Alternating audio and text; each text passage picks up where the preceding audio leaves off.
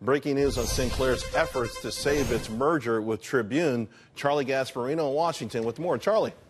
Well, you know, Charles, I'm sorry you caught me in the middle of a yawn. I'm sorry. I'm not bored by your broadcast. I didn't know you were coming to me that soon. But anyway, what we do know is that Sinclair is pulling part of its application to the Federal Communications Commission. From what we understand, part of that thing is going to be pulled. It's going to be readdressed. They're going to basically amend the way they are divesting from certain stations to address the FCC's concerns, which, by the way, put basically didn't just put a damper, almost killed this deal to buy Tribune, which would create, if they could buy Tribune, one of the biggest broadcast networks out there.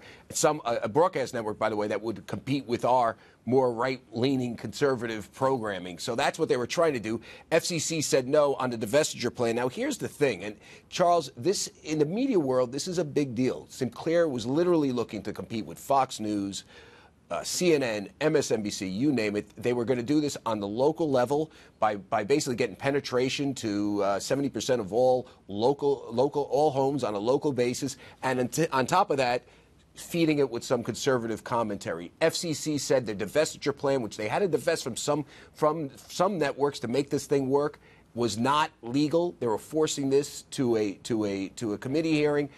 Sinclair came back today, rejiggered its deal. And now here's the rub. What we do know is that part of this whole thing, and you could see this within Sinclair's statements today, that they were being completely honest and totally transparent with the FCC.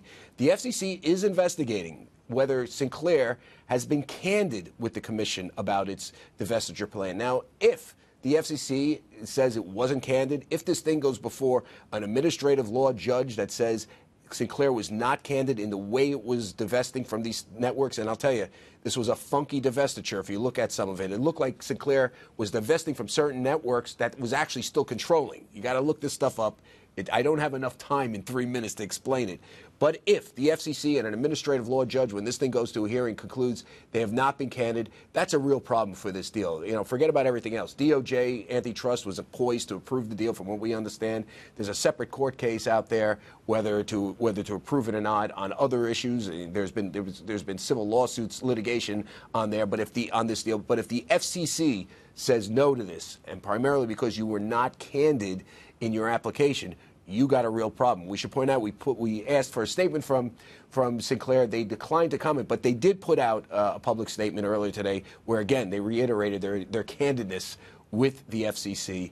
Again, this thing has still got a long way to play out. But the FCC concludes you're not candid with them, there's a good chance you're not going to get the deal done. Yeah. And that would be a huge blow. Because I'll tell you, Charles, again, this company was poised to compete with all the big guys, us, CNN, MSNBC, by controlling local broadcast networks, 70% of all homes, and they were going to essentially filter right-leaning opinion through that local broadcast. Back to you. All right, buddy. Thanks a lot. In fact, the 52-week range is a high of $40. The stock now 27. So that speaks to what Charlie was talking about.